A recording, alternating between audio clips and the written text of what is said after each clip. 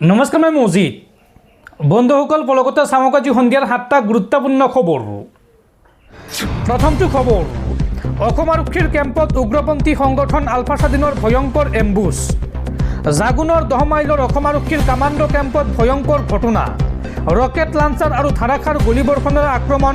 এই কেম্পটোত উগ্ৰপন্থী সংগঠন আলফা স্বাধীনৰ। আলফাৰ আক্ৰমণত কেম্পটোত থকা 4জনকৈ আৰক্ষী জোৱান গুৰুতৰভাৱে আঘাতপ্ৰাপ্ত হৈছে। জাগুনৰ 10 মাইলৰ অসম আৰক্ষীৰ কামাণ্ডো কেম্পত ভয়ংকৰ ঘটনা। ৰকেট লাঞ্চাৰ আৰু ধাৰাসাৰ গুলীবৰ্ষণেৰে কেম্পটোত আক্ৰমণ চলাই দুৰ্বৃত্তই। এই ভয়ংকৰ আক্ৰমণত কেম্পটোত থকা 4জনকৈ জোৱান আঘাতপ্ৰাপ্ত হৈছে। আঘাতপ্ৰাপ্ত 3জন জোৱানৰ অৱস্থা অতি সংকটজনক। উগ্ৰপন্থী সংগঠন আলফা স্বাধীনে এই ভয়ংকৰ আক্ৰমণ কৰাৰ সন্দেহ। নিশা প্ৰায় 2:30 কেম্পটোলৈ লক্ষ্য কৰি ধাৰাসাৰ গুলীবৰ্ষণ কৰে উগ্ৰপন্থী সংগঠন আলফা স্বাধীনৰ সদস্যই। সন্দেহজনক আলফা সদস্য আৰু কামাণ্ডো বাহিনীৰ মাজত ভয়ংকৰ গুলীয়াগুলী হয়। আৰু ভয়ংকৰ আক্ৰমণৰ পিছতে সমগ্ৰ অঞ্চলটোত কটকটীয়া কৰা হৈছে নিৰাপত্তা ব্যৱস্থা।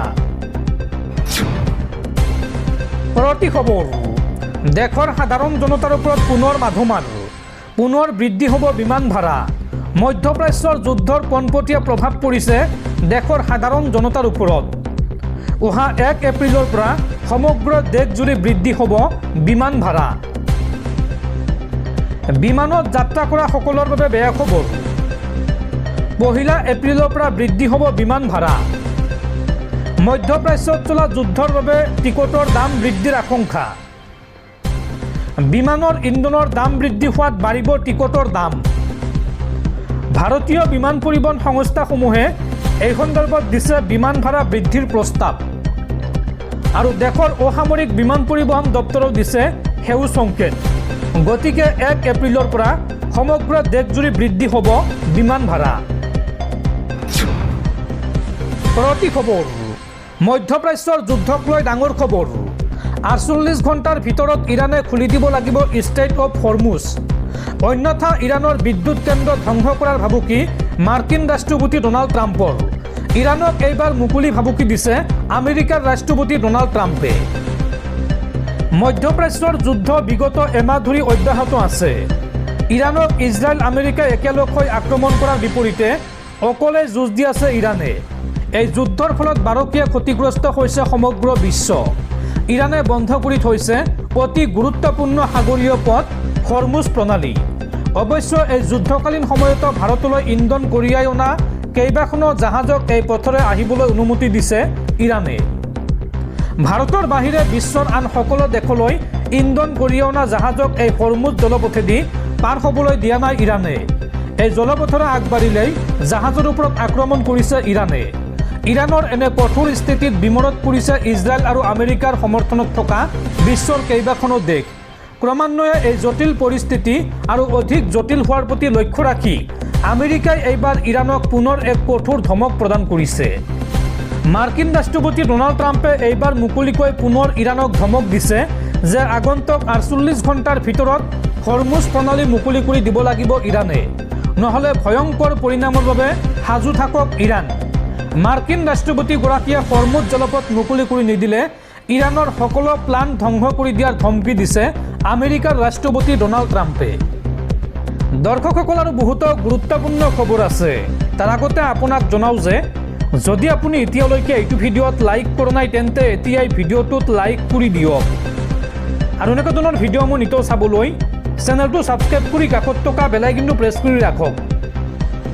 পৰৱৰ্তী খবৰ, ৰাইজৰ দলৰ পৰা পদত্যাগ শ্বেৰমান আলী আহমেদৰ। ৰাইজৰ দলৰ পৰা পদত্যাগ কৰি তৃণমূল কংগ্ৰেছত যোগদান কংগ্ৰেছৰ প্ৰাক্তন বিধায়ক শ্বেৰমান আলী আহমেদৰ। আৰু TMCত যোগদান কৰিয়েই লাভ কৰিলে টিকট। এইবাৰ মন্দিয়া সমষ্টিৰ তৃণমূল কংগ্ৰেছৰ প্ৰাৰ্থী হ'ব কংগ্ৰেছৰ প্ৰাক্তন বিধায়ক শ্বেৰমান আলী আহমেদ। পৰৱৰ্তী খবৰ, তিনিচুকীয়াৰ জাগুনৰ অসম আৰক্ষীৰ কামাণ্ডো শিবিৰত আক্ৰমণৰ দায়িত্ব স্বীকাৰ উগ্ৰপন্থী সংগঠন আলফা স্বাধীনৰ। অপাৰেশ্যন বুজনি নামেৰে কৰা হৈছিল এই আক্ৰমণ। আলফা স্বাধীনৰ বিৰুদ্ধে চলা অভিযানৰ বাবেই আৰক্ষীক আক্ৰমণ আলফাৰ।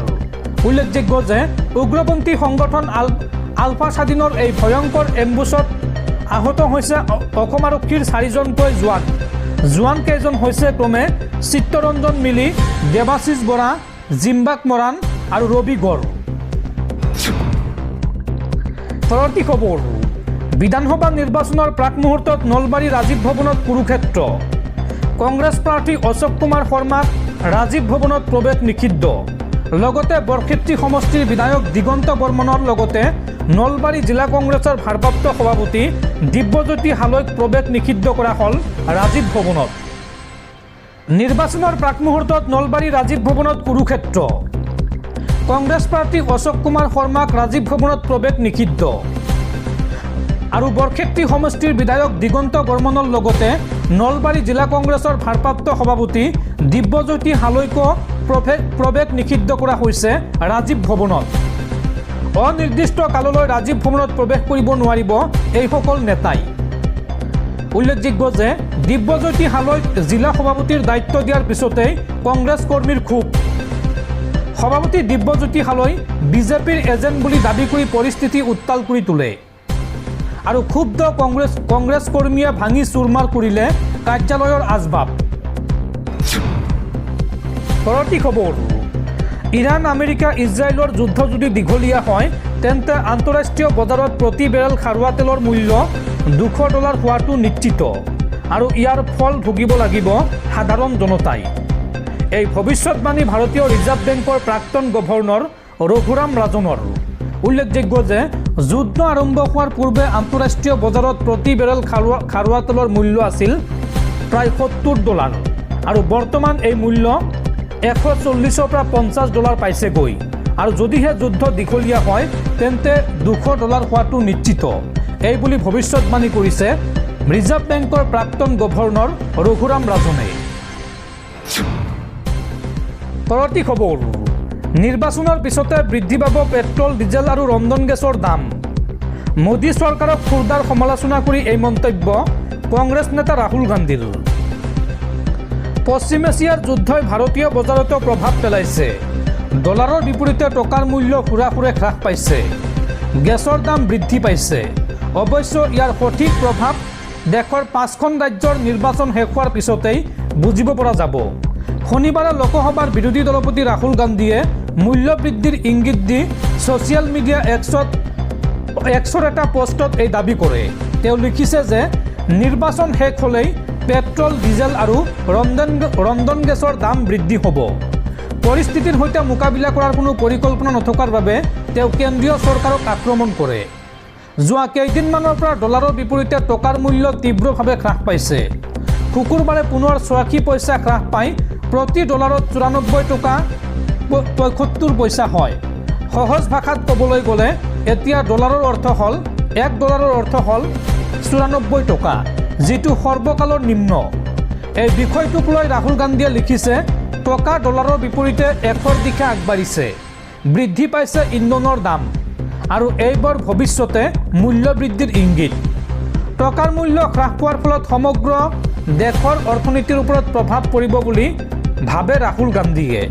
কেন্দ্ৰীয় চৰকাৰে অৱশ্য ইয়াক স্বাভাৱিক পৰিঘটনা বুলি অভিহিত কৰিছে, কিন্তু ৰাহুল গান্ধীৰ মতে সেয়া সঁচা নহয়।